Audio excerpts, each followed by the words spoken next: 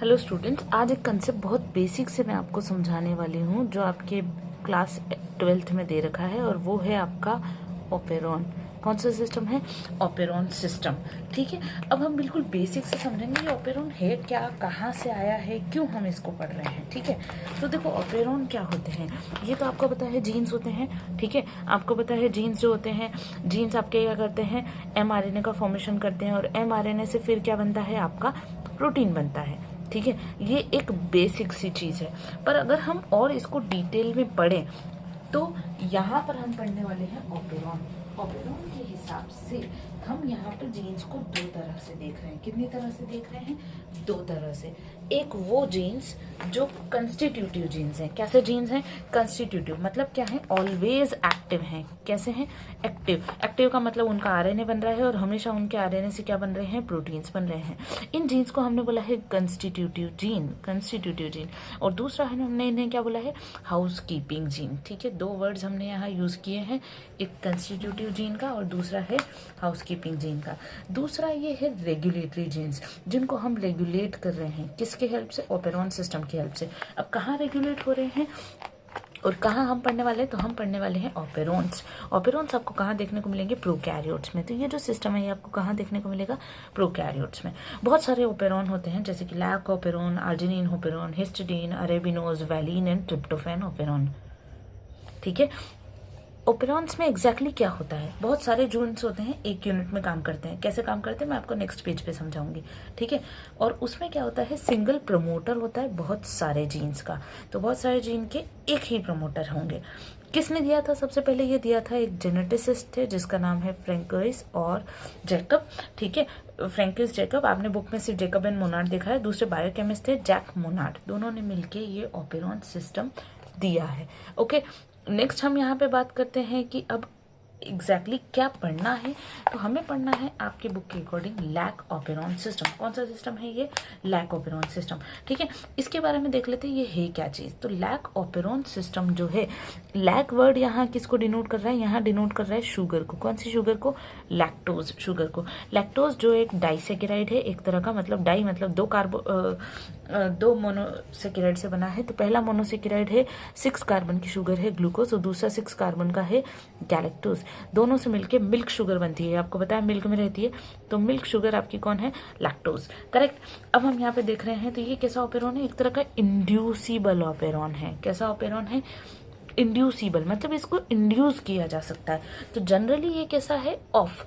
आप इसको क्या करोगे? ऑन करोगे। आप नहीं मतलब बैक्टीरिया जब जरूरत पड़ेगी तो इसको क्या करेगा? ऑन करेगा। ठीक है, तो ये जनरली ऑफ है, मतलब इंड्यूस्ड नहीं है। तो आप इसको इंड्यूस कर रहे हो, और इंड्यूस करने के लिए क्या यूज किया है? इंड्यूसर, जो कि कौन है? लैक्टोज। इसीलिए इसको इंड्यूसिबल ऑपेरॉन बुलाया। तो आपसे सवाल करा जाएगा कि ये एक रिप्रेसिबल ऑपेरॉन है या इंड्यूस, तो आप बोलोगे इंड्यूसिबल ऑपेरॉन है। इंड्यूसर कौन है? लैक्टोज। ठीक है, अब एग्जैक्टली ये कैसा है? ट्रांसक्रिप्शनली रेगुलेटरी सिस्टम है इसके पास। मतलब हम इसको ट्रांसक्रिप्शनली रेगुलेटरी सिस्टम बोलते हैं। दो वेज में ये रेगुलेट होता है, एक नेगेटिव रेगुलेशन और सेकंड क्या है? Positive regulation. हमें जो पढ़ना है, हमें पढ़ना है नेगेटिव रेगुलेशन। पॉजिटिव रेगुलेशन भी होता है, भूलना मत। स्टेटमेंट में आ गया कि lac operon is only negative operon, negatively regulated, तो ये आपका स्टेटमेंट रॉन्ग हो जाएगा।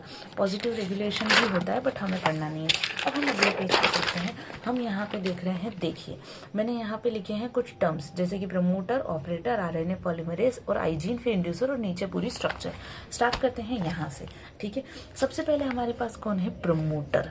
ठीक है, ऑब्वियसली प्रमोटर है। हमने बात करी थी ये double helical structure of DNA है। तो इस डीएनए का कुछ पार्ट प्रमोटर है, कुछ ऑपरेटर है, फिर कुछ आपका जीन है। ठीक है, ऐसे करके हमें पढ़ना है। तो पढ़ते हैं। सबसे पहला कौन सा रीजन है? प्रमोटर। ठीक है, ये रहा प्रमोटर। फिर है ऑपरेटर, ये रहा ऑपरेटर, और इन सबको बोलेंगे स्ट्रक्चरल जीन। ये Z, Y और A, ये तीनों कौन से जीन हैं? Structural genes. कौन से जीन है ये? Structural genes. और ये जो सिस्टम को रेगुलेट कर रहे हैं, तो ये कौन से जीन हो गए? Regulatory gene.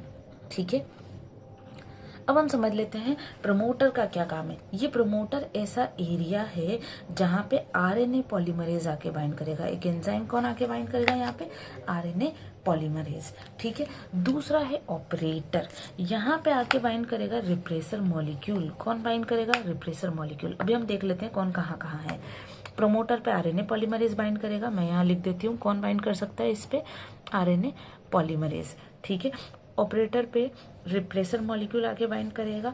ZYA जो स्ट्रक्चरल जीन्स हैं, Z बनाएगा बीटा गैलेक्टोसाइडेज, Y बनाएगा परमीएज और A बनाएगा ट्रांस एसिटाइलेज। सबके नाम के पीछे ASE है, तो ASE का मतलब समझ जाओ ये कौन है? आपके एंजाइम्स। ठीक है। तो डेफिनेटली इनका mRNA बनेगा जो कि एक पॉलीसिस्टोनिक mRNA होगा और फिर प्रोटीन बनेगा। प्रोटीन्स एंजाइम्स हैं। ठीक है। हाँ, अब हम यहाँ पे बात कर रहे हैं काम कैसे करता है। प्रमोटर हो गया आरएनए पॉलीमरेज के लिए, ऑपरेटर हो गया रिप्रेसर की बाइंडिंग के लिए। ZYA बाइंड किसी को नहीं करेंगे पर अपना यहाँ पे क्या बनाएंगे? mRNA बनाएंगे। ओके। अब देखो क्या होता है, रिप्लेसर मॉलिक्यूल ऑपरेटर पे बाइंड करता है आरएनए पॉलीमरेज। हाँ, ये देखो P है, I है।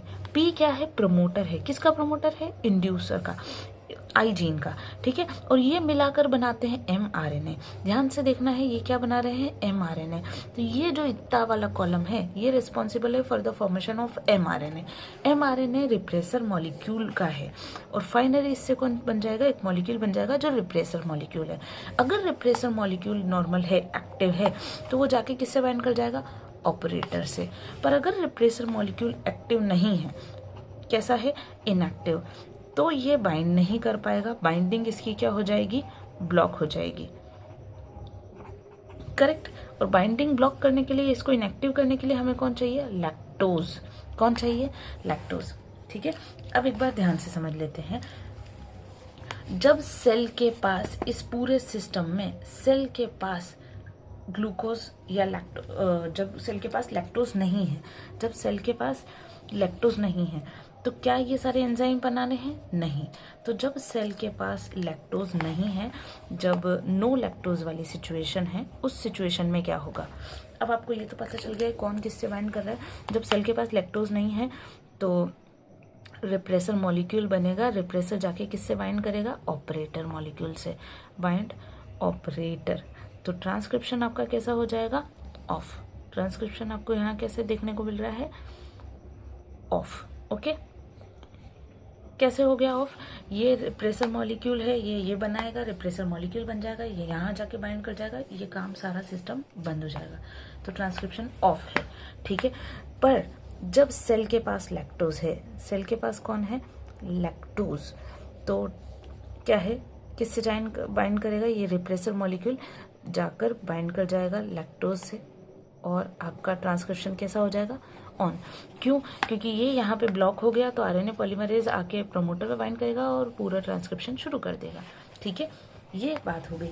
तो जब लैक्टोज नहीं है तो रिप्रेसर मॉलिक्यूल फ्री है, वो ऑपरेटर से बाइंड कर जाएगा, ट्रांसक्रिप्शन ऑफ हो जाएगा क्योंकि आरएनए पॉलीमरेज बाइंड नहीं कर पा रहा है। यहाँ पर सेल के पास लैक्टोज है, लैक्टोज आने की वजह से रिप्रेसर से बाइंड कर जाएगा और उसकी वजह से आरएनए पॉलीमरेज यहाँ पर जाकर प्रमोटर पे बाइंड करेगा और काम शुरू हो जाएगा। ठीक है। ये हमारा जनरल सिस्टम है। और सेल के अंदर आने को कौन सा एंजाइम अलाउ करता है? आपसे क्वेश्चन पूछा जाए कौन सा एंजाइम है जो लैक्टोज को सेल के अंदर आने को अलाउ करता है, तो परमीएज एंजाइम है। ठीक है। यहाँ पर और बीटा गैलेक्टोसाइडेज क्या काम करेगा? लैक्टोज को ग्लूकोज और गैलेक्टोज में तोड़ेगा। तो बेसिकली कब ऑन होगा, कब ऑफ होगा, ये याद रखना। तो that is why we consider it as inducible operon.